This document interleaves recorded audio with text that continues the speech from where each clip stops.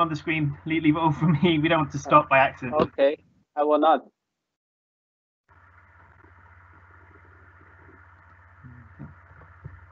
All right. Hello, everyone. Welcome.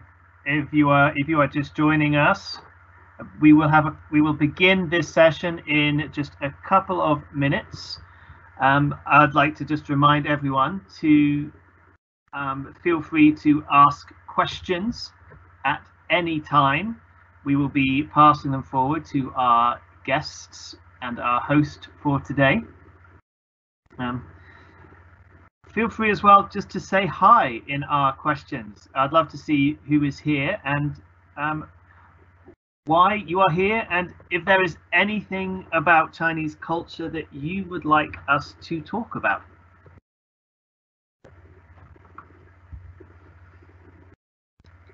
There, someone's already liking that. Lovely.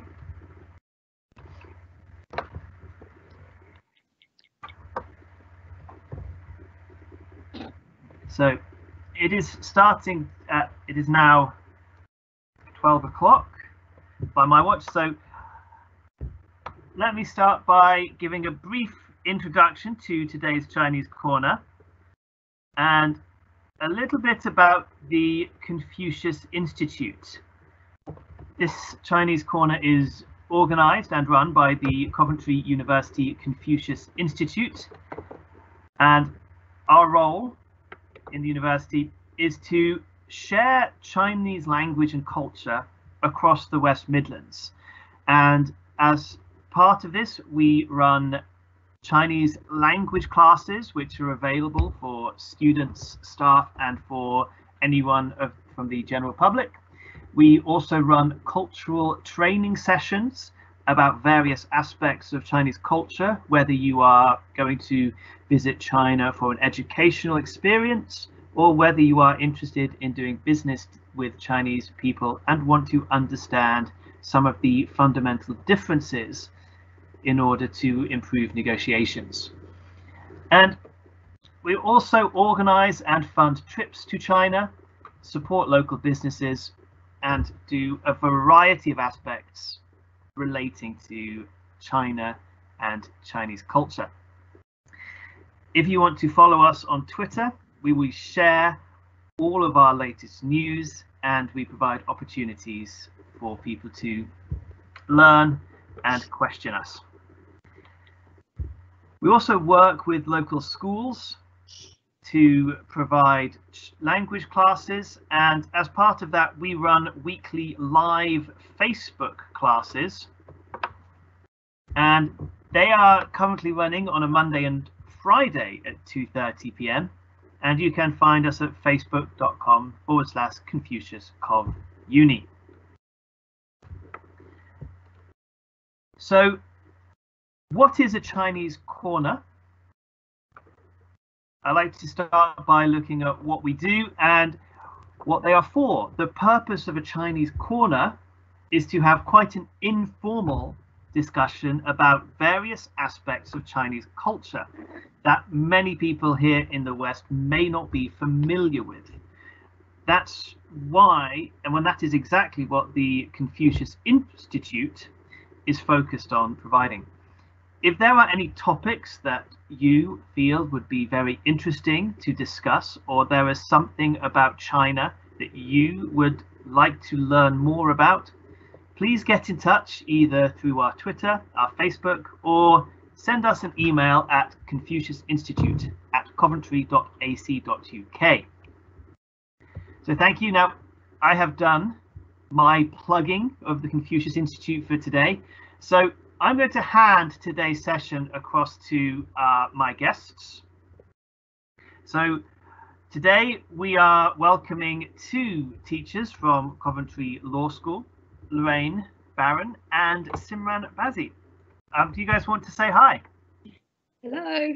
Hi. So, Simran, could you start and tell us a little about yourself? Right. I am a lecturer in law at Coventry University, and we go out into Swappel and teach various modules there. I teach contract and tort law. And yeah, so we've had many adventures in Chongqing, Chengdu, and some parts of the countryside as well. So, and recently we began studying Mandarin at the Confucius Institute, and it's you know, and I think it's really helpful for us, and hopefully it will, you know, change things for the better. We'll be a bit more communicative. Thank you. And Lorraine. Hi, I'm Lorraine Barron, and I'm also a lecturer in law at Coventry University. And Simran and I are part of what's known as the UK Sino program. So we have a collaboration with Coventry University and a university in China in a province called Chongqing, and the university is the Southwest University of Politics and Law. So we do a blended learning module, and we go out there 3 or 4 times a year. We also bring a summer camp out there. So students from the Faculty of Business and Law can apply to go to Chongqing for 10 days, and it's covered by the Faculty of Business and Law. So you get grants for it, which is really good. So we do that every May. So keep an eye on the your emails if you are in the Faculty of Business and Law. And I teach land law and equity and trusts at SWPL. And when I'm not in China, I teach criminal law. So that's my speciality. Yeah, so that's it. And I'm also taking Mandarin with our host today, Feng Liang, or Liang Laoshu. And yeah, it's excellent. We're already on the post-beginners, and we're going to go on to the next, the intermediate from September. So I'm really looking forward to that. So I definitely recommend the Confucius Center for Languages. It's really good for learning Mandarin. Okay, great. So as you mentioned, we are also joined by Liang Laoshu, Liang Feng. So you are Lorraine and Simran's teacher, and you are working with the Confucius Institute. Are they good students? Yeah, they are very active in my class. They learn very fast, and they are very good students. I'm very glad to have them. Yeah. Thank you. That's really kind. Usually academics do not make good students, so that's good to hear. Thank you. Okay, so I believe that you have put together some topics for us. So let's start. Well, I'm going to pass it over to you guys to share what you'd like to talk about today. Yeah, so I guess when we were asked to do this, we kind of thought about somebody who had never been to China and what they would maybe want to know, or maybe a little heads up about things that we found, I wouldn't say culture shock, but maybe we just found it a bit different. We weren't expecting it. Yeah, so we just put a few things together. The first topic we're going to talk about is food, because everyone loves food. And interestingly, before I went to China, I didn't like Chinese food because I was used to Western Chinese food, and now it's my favorite dish. I absolutely love it, but it has to be the authentic Chinese recipes. So there are some authentic restaurants in Coventry, so I think I have some of them listed on the slides, so you can get really good Chinese food there. Also, Simran and I, so I'm a vegan and Simran is a vegetarian, so we were slightly apprehensive because I lived in Japan before, and it was very difficult to find vegetarian or vegan meals. So I heard that China was even more difficult to find it because vegans are kind of few and far between. So we thought it would be interesting as well to just talk about that if anyone is going, and all the different kinds of vegan and vegetarian meals you can get, because we didn't know there would be such a variety, but it's just about kind of knowing the right vocabulary and asking for certain things. Okay, so Simran, do you want to talk a bit about food? Yeah, I think that's one of the first topics that came to both our minds, and our minds were filled with like tofu dishes, rice dishes, Szechuan, things like that. So we thought, you know what, the first topic we have to go for is food. And the thing that you could say shocked or surprised us was the sheer variety of the kind of different varieties of even vegetables and things like that. I haven't seen some of the vegetables that I saw in China. So there is so much out there. And I was just going to make a joke about Lorraine when she sees like a similar Chinese food in England. You should see her face. She's so excited. Oh, I found that Sichuan tofu, and it tastes exactly like in China. So it's like it's like we brought something back now, which we just want to replicate and have the same of. So yeah, it was a real experience, a very positive experience. But yeah, because we're vegetarian, vegan, we just had to be like a little bit more, fussy and a bit more careful. But it was definitely worth it because we kind of now know what to go for.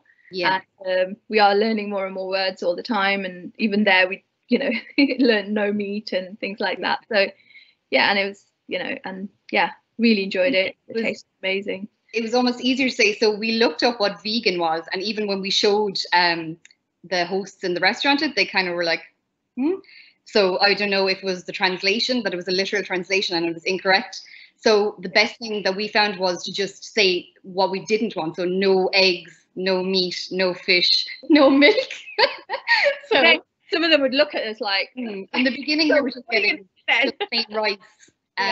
But luckily, one of our colleagues at Swapple University, he's an English lecturer. He teaches on the law course as well, but he teaches legal English. His wife is Chinese and she's vegan. So she really helped us. She gave us a lot of words. She gave us a lot of kind of a little secret into the restaurants and stuff on what to order. But we found generally that tofu. So most people think that tofu is boring and bland, but not the way they make it. Tofu, yeah, it's just the different types of tofu you can get over there is amazing. Like tofu skin, it sounds disgusting, but I actually have never tasted anything nicer. It's absolutely two varieties there in front, isn't it? One's like plain, and then one is Sichuan, and then in the previous picture as well, there was like another variety. Yeah, the picture there is the mapo tofu, so that red dish. So it's the soft tofu, and it's in a Sichuan pepper sauce. So Sichuan pepper is a pepper that's local to the Sichuan, to the Chongqing kind of region. And it's the Chongqing region is the hottest area in China apparently for food. So we were dove right into it basically, because being Irish and English, we're not usually used to, we wouldn't have a reputation for having, a palate for very spicy food. And I didn't think I did, but I ended up eating hot pots and stuff with the Sichuan pepper, which is very, very spicy. And even the Chinese people were going red in the face and but I ended up eating it all. But the tip was to have beer with the spices. Great. Can I jump in? Sorry. Yeah. We've got our first question that I think we've been on the topic for, and I'm going to throw this to Liang Feng to see if you've got an answer. Someone has asked us, are there many vegans or vegetarians in China?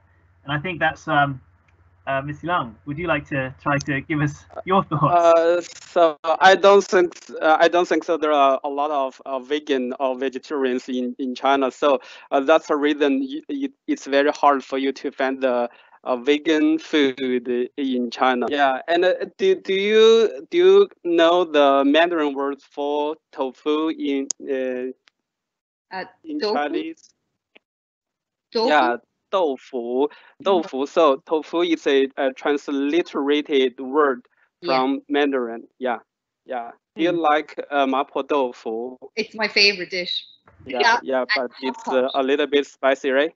Yeah. She is the queen at hot pot. Basically, she can carry on until everyone else has fallen. This girl can go on with hot pot. It's amazing. Yeah. Do we have any pictures of the hot pot? Yeah, later on in culture. Actually, I think it might come up on this one. Yeah. No, we don't have one here. We'll share a picture later on. Yeah. Oh, we probably managed to get it on. And I think you are. Yeah. Sorry.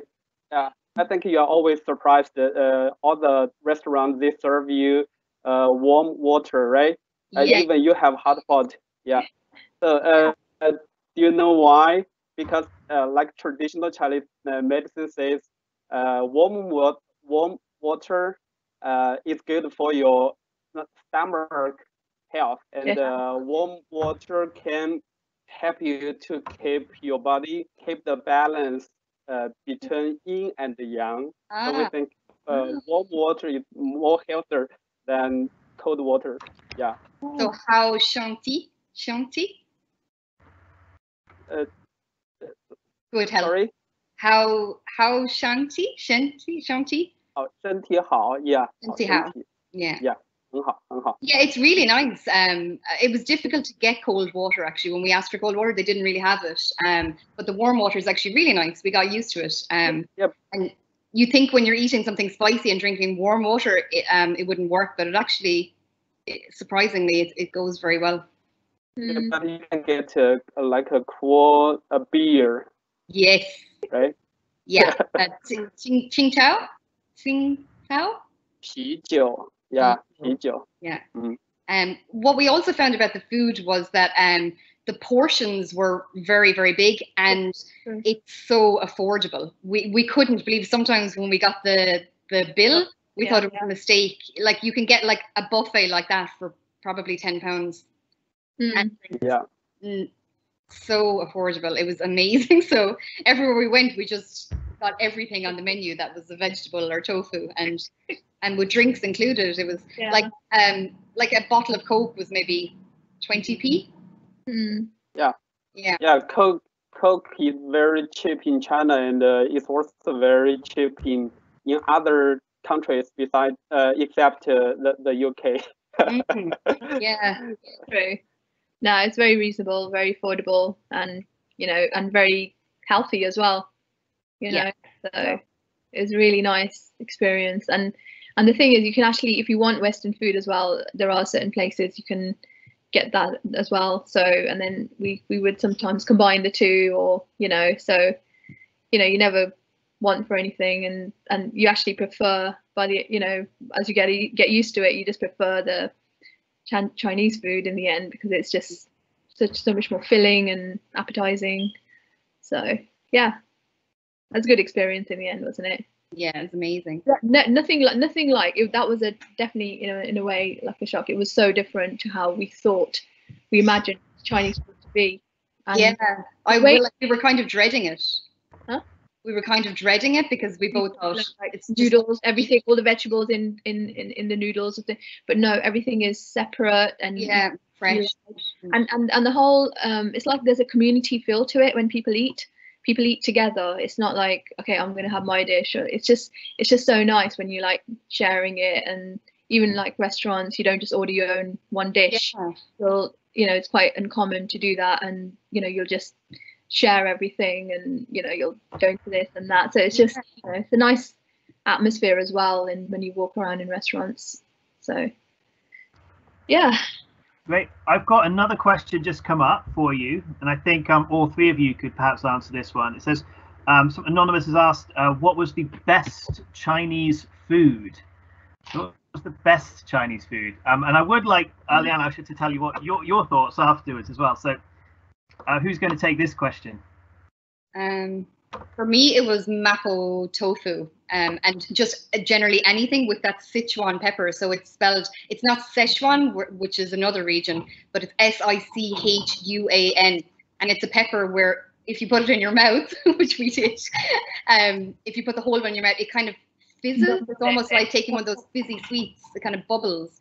It numbs your mouth, doesn't it? It's a numbing sensation.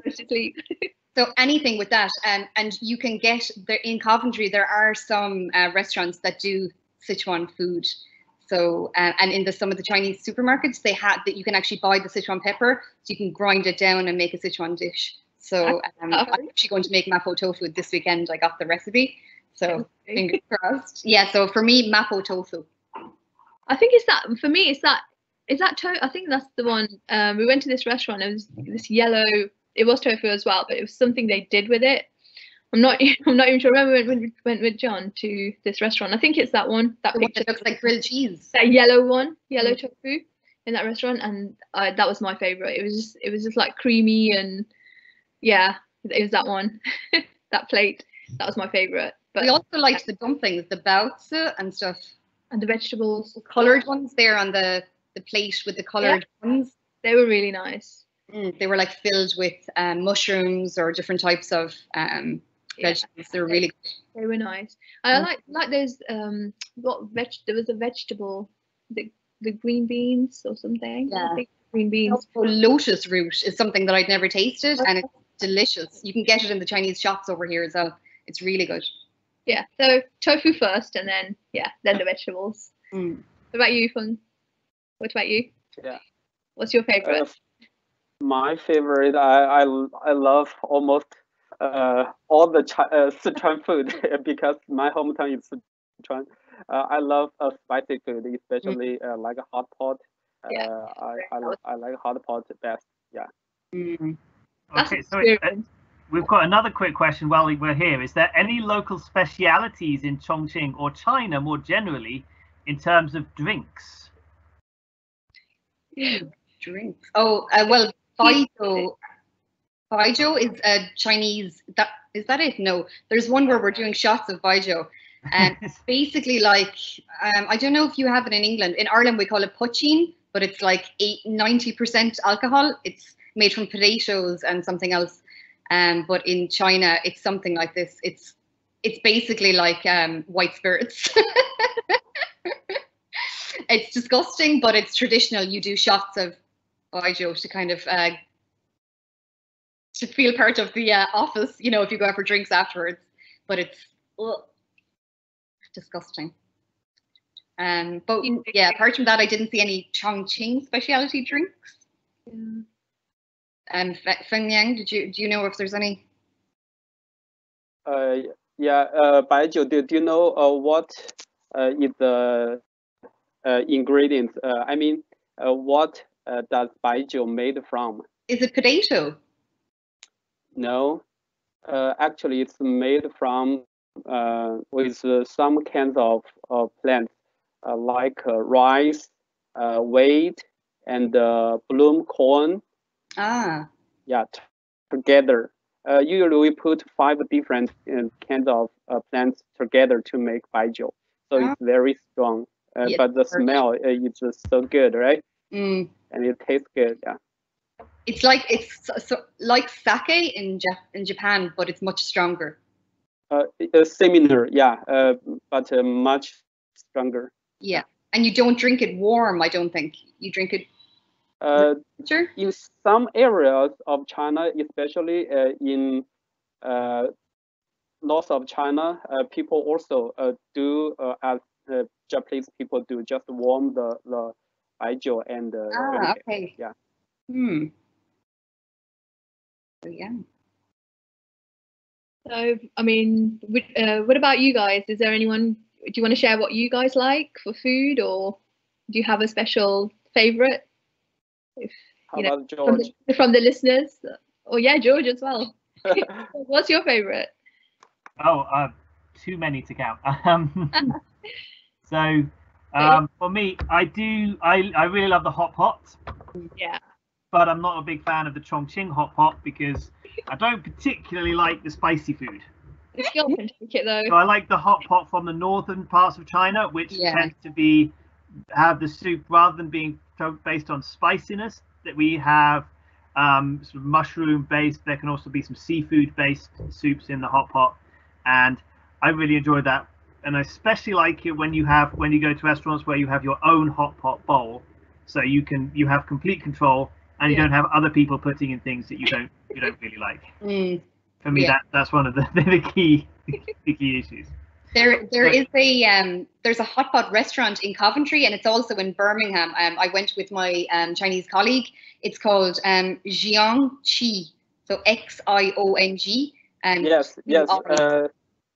That one is a very good one, and the employee he's also from Sichuan, from Chengdu. Yeah. It's quite expensive, but if you pay by cash, I think you get 20% off. So there you go. And it's by the BBC studios, the broadcasting, when you go up the steps there in Coventry. I don't know if it's open at the moment, because I don't think you can do hot pot takeaway, but no, you wouldn't want to.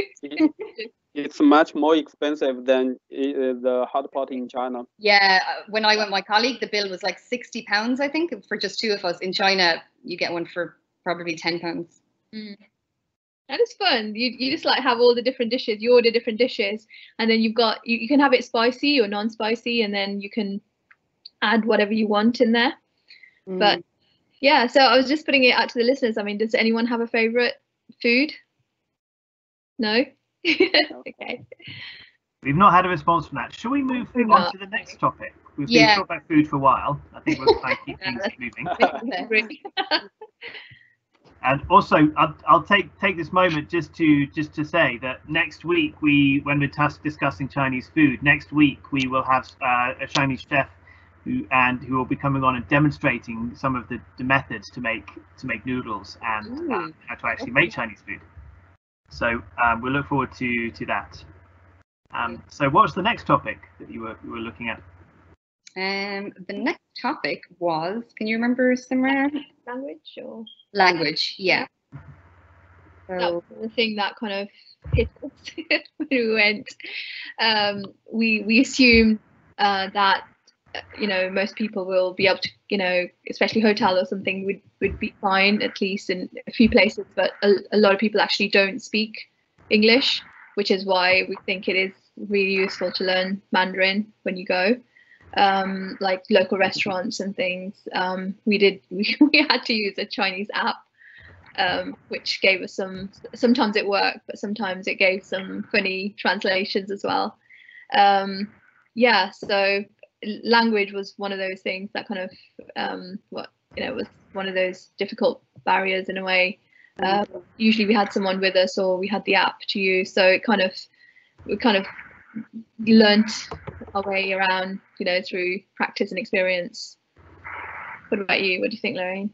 Again, I suppose it's kind of a Western, maybe like an elitist attitude, but we English speakers just kind of assume that everyone speaks English when you go to their country. Whereas when we went to China, nobody spoke, like even in the hotel, which was quite an upper class hotel, it was like 4-star or something, and nobody spoke English. So even just checking in was very, very difficult. And we had no Mandarin at this stage.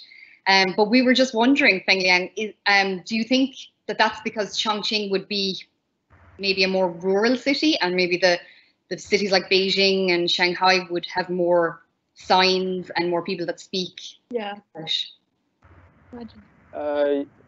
Most of young generations in the big cities, especially the first tier cities like Beijing and Shanghai, I think they can understand English very well, but most of them cannot speak English very fluently. Even they have learned English for a long time. Actually, there are 3 main reasons why Chinese people cannot speak English very often and very well. The main reason is the education. Actually, we learn English from very early age, like very young. We put English language as our required subject from primary school to college.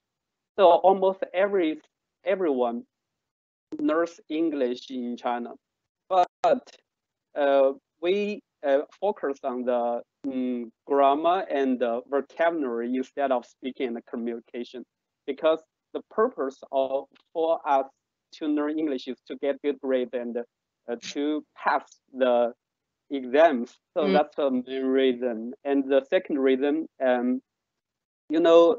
Mandarin is a totally different language from English. So we use different way to think, to talk. We use different sense structures. So it's hard for people to learn English. And the third reason, especially for rural areas in China, we don't get a lot of chance to practice with native speakers. So these are the reasons, I think. Yeah, I refer to Chongqing as kind of rural. It's the municipality, I think, of Chongqing has 30 million people, so it's one of the biggest municipalities in the world apparently. And I'd never heard of it until I went there. But in saying that, we didn't meet many foreigners over there. People were quite shocked to see us on the streets, which I was surprised at. And people would point at us, or they would come up and touch us, rub our hair, stuff like this. Particularly older men. We went on a train journey once, and a group of older men just stood in a circle around us for the whole journey, just looking at us. So we were quite surprised. It's a really big city, but there's not many foreigners. Okay. We do have a quick question while we're on Chongqing about the language, and it's is there? I think Liang, if you would like to respond, perhaps. There's someone asking. Leon has asked, is there a regional dialect of Mandarin in the Chongqing region? Yeah, we have like a Chongqing dialect, and it always sounds very loud, and maybe sounds like angry, right? Yeah. Actually, I want to explain the reason why this speak very loud. Actually, a lot of like local dialects in China sound loud. I just want to let you know the reason. China just reformed and opened up for 40 years. China was an agricultural society 40 years ago. So it means most of the Chinese people were peasants 40 years ago. Most of the Chinese people live in the countryside as farmers. So if they need to communicate with other, because they work like, for example, I work on this top of the mountain, and you work on that top of the mountain. If we need to talk to each other, we have to shout to each other loudly. So we adopt this habit one generation by one generation. But the situation is better now. I know it's not a very good habit. Sometimes I'm a little bit embarrassed to talk about this one because a lot of Western people think Chinese people are rude to talk loud in public. But after you know the reason, I hope you can understand it. China just opened up for 40 years. Yeah, that's the reason. And now situation is changing. Especially for the younger generations, now they just chat online silently, no sound at all. Or hear them. Yeah, I think when we went, the moment we realized was we got a taxi with our friend John, who's English, but he's fluent in Mandarin, and he's lived in Chongqing for a long time, so he speaks Chongqing, as he calls it. And for the whole taxi ride, he was shouting at the taxi, and the taxi driver was shouting at him, and really like their body language and everything was quite aggressive. And I was like, oh gosh, like, are they fighting about the fare? So we got out, and I didn't say it. And then I said to John, why were you fighting? And he said, what? We weren't fighting. And he said, oh no, that's just the way we talk. And then I realized, he's like, yeah, it sounds rude. And then I realized, when you go into restaurants, somebody takes your order and they'll shout it to the person across the room, the order, and then she might shout to the chefs. It was very loud. But yeah, we did think it was rude at first, because that was a big shock, actually, a big culture shock. But it's a regional thing.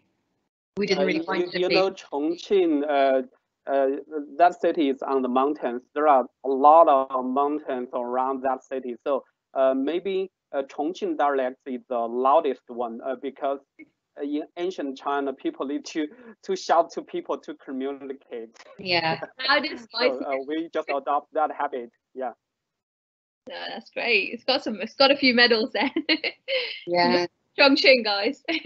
So yeah, for the language, I think the full experience, the richest experience. Yeah. I think for the language, if you were going to China for the first time, don't do what we did, which was just assume people might speak English, and particularly because we were going to university over there, and even the other lecturers didn't speak English mostly. So definitely do a beginner's course, maybe at the Confucius Center, and bring a phrase book or something, and a translation app is also good. You can get apps where you speak into them, and they either talk back in Mandarin, or they show it in text. So we use that a lot in restaurants and stuff, even though be very careful about translation kind of mishaps, because we got ourselves into some very funny situations because we were asking for strange translation was just completely wrong, and we didn't know. And yeah, so then afterwards we would show it to our friends. Oh, we said this, and they looked at us funny. It's like, oh, okay. Why did you say that? Yeah. So actually, one of the times, this was quite funny. There was a man in the lift. So when we used to get the lift to our bedrooms in the hotel, whenever we got in with somebody, they would always stare at us or be kind of like smiling at us. So this guy got in with me and Simran, and he was smiling at us. And then he started to speak in Mandarin to us, and I was like, oh, no English, no English. And he was just like, and so then I started speaking the phone. Oh, we don't speak Mandarin, and I was putting it up to him, but I must have got too close to him because he started shouting, and then he pushed the button and he got out. He ran at the next floor, and I was like, what? So we showed our friends afterwards, and the whole conversation had recorded on the phone, and basically he had said, "What the hell are you doing? Get off me!" What the hell are you saying? What the hell are you saying? And he ran. So he obviously, I don't know what I had said, but he got very frightened by me, and I caught him saying, "What the hell are you saying? Get off me!" And he ran. Translation on the outside. It was quite funny. We had a lot of, but if we had taken Mandarin courses beforehand, of course, we might have been more wary of things that are, the wrong tones and stuff like that. So yeah. Yeah. Also, another funny one was I'd really thanked. I'd given like a chocolates or something to because we were like leaving, and it was the hotel staff. We gave her a chocolate box or something, and she was trying to say something, and I said, "Look, say into this, and it was something like, was it 20 horses? I will give you 20 horses and a man, or my 2 sons, and 2 sons or 2 boys or something, like 50 horses and 20 men or 20. I don't know, something like there's like a weird translation, and then it was just like, so you can't always rely on apps. Yeah, definitely. So we do have another question that I will just like to think. I'm not sure who this one is to. Maybe both of you. It says, well, I think it's supposed to say were the Chinese able to understand your accents? I'm not sure entirely who that's going to. I think I can guess, Lorraine. Well, I'm used to people in England not understanding me. But actually in China, I seem to have better diction or something than Simran. I don't know. Because she had to say this, didn't she? Yeah, sorry. It's the only time everyone complains that they can't understand me. But when we use the apps, anytime I said something into the app, it would translate. When Simran said anything, it would just go, doesn't understand. So well, accent. I think you like the Irish accent, and then it would translate straight away, didn't it? Yeah. As soon as you spoke, it was like, here you go. Yeah. My students, they found it very difficult. They had never had an Irish person speaking before. And I tend to speak very quickly anyway, so they just said with the accent and the way I speak so fast, they couldn't understand anything. So now I've kind of learned to slow down. Both of us. So yeah, I think it's mainly speed. I think that's the main issue students have. So as long as we speak slowly and clearly, generally it's not much of an issue. I was going to add to the language part. I tried some actions when I couldn't get through, like they couldn't understand. I was like, even if I did like water or something like that, they would just and then once they get to know you, would go back to the same restaurants, and then you like straight away you kind of we built up some understanding and things like that. So, Sign language. but Yeah. sign language it didn't go very well for me. Maybe it's just me again. But yeah, that was another, quite a funny thing. I was just doing funny things and they were just like, they just look away. But yeah, sorry. Carry on. But yeah, they have pictures on menus as well, which is quite useful. They're not in English, but they have pictures, so at least you can kind of see. Again, we translated the menus directly, and they're very literal translations. So something like chicken wings would be little leg pulled off a body roughly, or something like this. It was really, really literal. We were like, oh God. Gruesome. But yeah, it's fun. Yeah. So I think that's everything about the language. Yeah. So basically, if you're going, get a beginner's course, maybe at least I'd say. Yeah. Yeah. Bring a phrase book and bring an app, a translation app. It's good manners as well, I think, to have some of the language, because it's rude to just assume that they're going to speak English. So. Exactly, I agree. Yeah. So should we move on to the cultural experiences? I suppose. Well, we've talked about some of them already. Yeah. True, but it was a big cultural experience. Things are really, really different in everything, from buildings to people to customs to, the way they get on with, people live their lives. Do you want to start on one? Yeah, so one of the ones that I want to talk about particularly was about older people, so the older generation.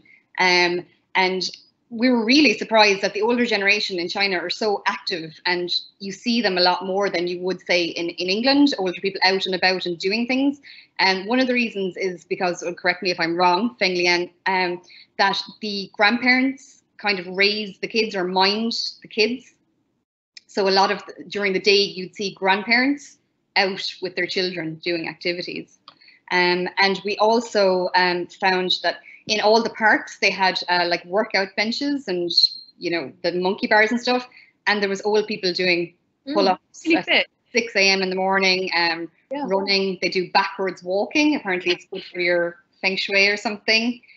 And they used to, what was really funny, and we just came across them sometimes by accident. We walk into the middle of them and we were like, oh no. It's called street square dancing. So in squares, in any square, sometimes it wasn't even a square, it could just be a random street, and somebody has like a boom box or some massive piece of like music equipment, and all these old people are dressed in like their finest gym wear, and they're all dancing aerobics, like about 100 of them. There could be 100 to 200 of them, and they're all older people. I mean, 70s, 80s. We were absolutely gobsmacked, and it could be 10 p.m. at night. And they were different. There were different groups though. So if you don't like one genre, there'll be another genre in. Yeah, like, more music somewhere else. Yeah. Another one. So if you like, upbeat, that's fine. Or if you want slightly slower music, you can do that. Or if you want to dance in a couple, you can do that. So it's just like, I was like, wow. Yeah. And we could join them. They asked us, they would pull us in to join them and stuff. So it was next time. Okay. We're going to never see that in England. It was amazing. We thought that the older people had a really good quality of life, and the younger generation really respected them as well, I think. So yeah, they're really well looked after. I found that quite different to English culture, where a lot of times older people are kind of put into nursing homes or something, or they're not as active in society. But these older people in China were like active members of society, and literally, metaphorically. Yeah, they do around the campus as well. They were like doing quite a lot of the physical work as well, like physical labor, and that was something that was a bit of a surprise, I think, for me. So not only active in like recreational, but in actual, work-wise as well. I saw them doing a lot of work around the campus as well. So yeah, sweeping leaves with brushes made out of it was just branches stuck together, and they were just sweeping. We never saw a proper sweeping brush. But yeah, there's a lot of older people sweeping leaves and picking up rubbish and stuff like that. I don't know if they work for a council or if it's like they do it for university or community involvement. We weren't sure. So Is that, it was is nice that to- a normal thing? Yeah. Sorry, Simran. yeah, no. Yeah, actually, Oh, there's one. old people in China, they're eager to live long, and they believe exercise can help them keep mental and physical health. Yeah. And exercise can make them to have a more positive mindset. Yeah. And there is a deep reason. You know, for the old generation, they were deeply influenced by collectivism. So the old generation like group living, and they don't want to stay alone, and they just want to do like a group work with other people. Just Yeah. always stay with people, not stay alone. This is a cultural thing, I think. Yeah. Nice. And they were playing games, and yeah, Yeah. Yeah, they play. We saw a lot of them, and quite late at night, they all gather in against squares or outside shops, and they play. I think is it mahjong? Mahjong. Mahjong, yeah. Learn that Yeah, playing mahjong is a very fun game. I love it, and I'm planning to host a Chinese culture class in our Confucius Institute to help to teach people playing mahjong Wow. in Coventry. Yeah, We'll in the join that one. future. My mom loves it, and my mom started to play mahjong when I was in junior high school, and she plays mahjong almost every afternoon. Yeah, and just now she WeChat with me, and she is very excited to tell me she won 75 RMB this afternoon.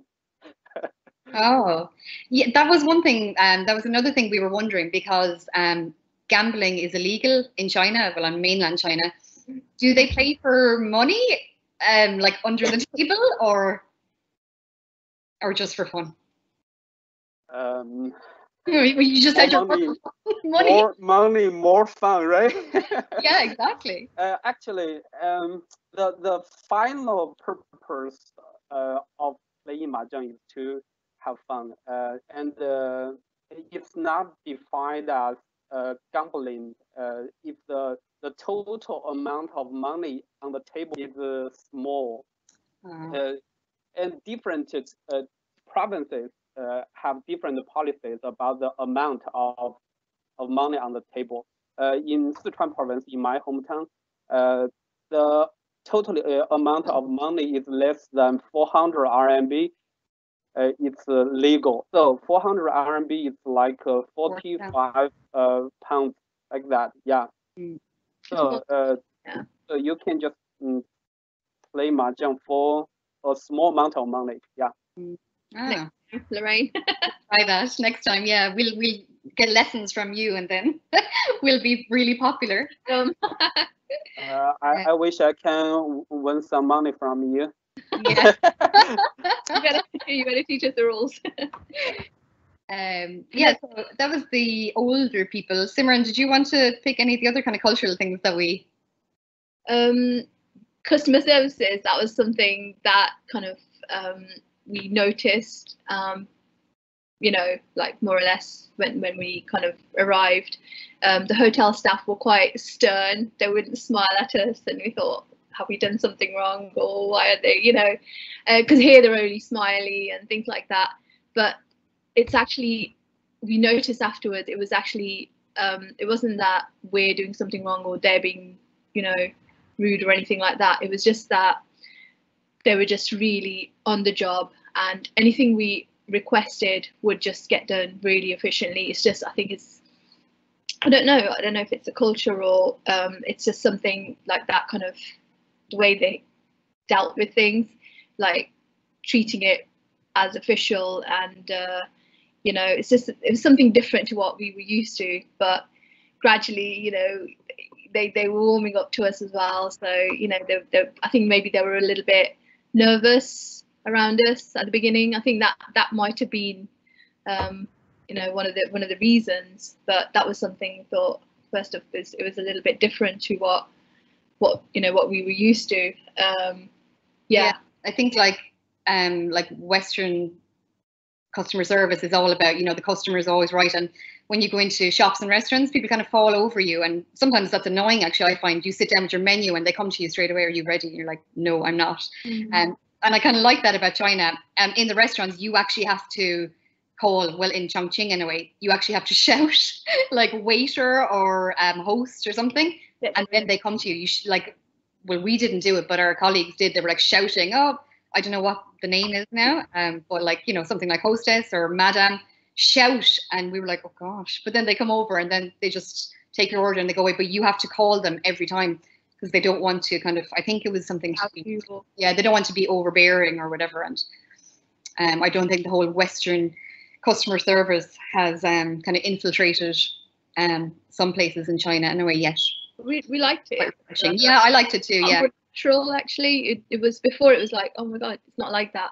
But then as we, you know, spent more time there, it just felt a little bit more natural, and they were a bit more real in the sense that, you know, if we did ask for something, they would get it done. You know, it would be the service was really efficient. It wasn't like, but yeah, they were just not overbearing, like you said. Yeah, so. The other thing is like, and it's not fake, because like particularly I know in the United States, they're extremely polite in restaurants because they need to survive on tips. And the funny thing is, another cultural kind of shock was that you don't tip in China. Well, mainly you don't, you're advised not to. So Simran and I had been told not to tip.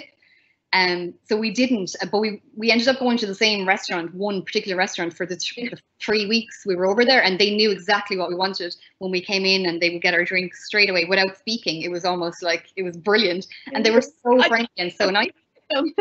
Again, we wanted to leave them something when we were leaving the last day, so we left a tip. It was very small. It was maybe £5 or something, and we left it on the table, and we knew we weren't supposed to, so we kind of were running out the door. So we were just out the door, and one of them ran after us, and she said, you know, like obviously trying to say like we forgot it, and we said, no, it's for you, so thank you. And she looked very confused. She went back in, and then that evening we met our friend John, our English friend, and he took out the money, and he was like, the restaurant gave you back this money. They said that you forgot to take it. And we were like, oh, they would not take it. So he said, like, sometimes it can be seen as rude to leave a tip because it's like, oh, you know, you feel sorry for them because they, you know, earn less money, and it's just not a cultural thing that they do. So it wasn't even, oh, it's not necessary to leave a tip. We found that actually you shouldn't leave a tip.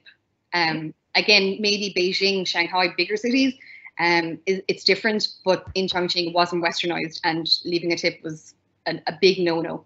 I think we came across as quite rude when we left it. I'm going to jump in, sorry, because we've got another question that I think is relevant to what we were just talking about recently. So Leon has asked, are there any other laws in China which would seem different to the norm in Western society? So obviously we've got two law teachers here, but so I'm interested if you could think of anything. Perhaps, would any of you like to take this question? How about Lauren and Simran? Do you know any? Because I don't know the law stuff very well. So maybe the law teachers could explain this. Well, we don't teach Chinese law, and it's something actually that we really want to do. We want to set up a culture or a comparative law with the university in China. And the only thing I know is that gambling is illegal, well, up to a certain amount anyway. And one thing I know, I noticed, and it's probably a very legal thing, but from teaching land law, we have a thing called adverse possession in English law. So squatters, if you don't own the land, and if you squat or if you stay on a land you don't own for up to 12 years, then you own the land, and you are the original owner then, even though somebody else actually owns it. So I teach that, and it's not a concept in China. They could not believe that somebody can stay on the land that they don't own, and then after 12 years say, it's my land. So that was a very big shock to them. Well, I don't know any other laws that we kind of came across. Do you, Simran? Do you remember anything traveling? There were a few maybe different when you're traveling. Traffic laws are very different, or just rules of the road. That's true. Yeah, driving is different. Rules. Driving is different. I don't know what the rules are. Don't drive in China. I think with the driving, there's passenger. I mean, I did take my driving test in China, You so did? the rules, there are plenty of rules that are very similar to ours. I think it's the implementation and the perhaps the awareness of the rules amongst the general driving public that is somewhat different. but the laws are certainly there. But day to day, it's quite a relaxed feel as well. And I was just going to add to when you were talking about the tips, like it's quite an honest culture as well. Like you dropped your wallet, and we'd gone quite a way, and the lady just ran after you to give you your wallet back. And I had hundreds of pounds in it, so yeah. Okay. Yeah, we didn't notice it. Explain some culture behind the tip. Yeah. So for the tips, I'm also feel very confused when people tip in Western world. I don't know why you give tips to people in Western world, because in China, waiters and waitresses they're just like a common jobs as any other jobs, like teachers, any other jobs, and they get full pay from their boss, their employee. So why do we need to give them tips? Yeah, I think it comes from like, the United States. In a lot of states in the United States, the waiters or waiting staff don't actually make a salary; they make zero, and their tips are their salary. And it's not illegal in some states, it's an absolutely awful practice. But they take the job because they know that the tips will be good. So sometimes they can make way more than they would with a minimum wage job. But because in like say Europe, EU law would not allow that. You wouldn't be allowed to have a job that didn't have a basic salary. But I think that tradition maybe just kind of transferred from America when people went to America, and then it just came, and it's seen as, I know they make minimum wage, so not the same as teachers, they make less, and also they work very kind of they work like long hours, and yeah, so people, if somebody is nice, generally you leave a tip, and if the service isn't good, you don't. So it's not compulsory in the UK, where it is in the US. If you don't leave a tip, they can actually call you back. Yeah. So, but I don't think it's a good way to show your kindness. Yeah. You know, everyone in this world just serve others in different ways. Like I teach you Mandarin, I just serve you as a Mandarin teacher. Yeah. Why not give me tip? But you just gave tips to the waiters and waitress. I think it's kind of rude and discrimination to them in China, and because they just common job as teachers. They get the same full pay in China. We don't need to give them extra tips. Yeah. Yeah, that was something that we wish we had known before. Yeah. Because we actually, it was quite embarrassing for us. So we learned the hard way. Yeah. And for the restaurant service, I have something to explain. You said maybe the waiter waitress are not very active, not very. They are a little bit passive, right? Actually, we don't think so, because most of Chinese people are very pleased with their service. Maybe they just not meet your expectation. They acted, their action did not meet Western people expectation. But I think it's just a cultural thing. Yeah, it's just a culture. Yeah. Oh, no. We were trying to say that it's not that they didn't meet an expectation. It was different, but they were just not overbearing, and we actually appreciated that. And they are actually really efficient. If you ask for anything, it was done. Their service was very, very good.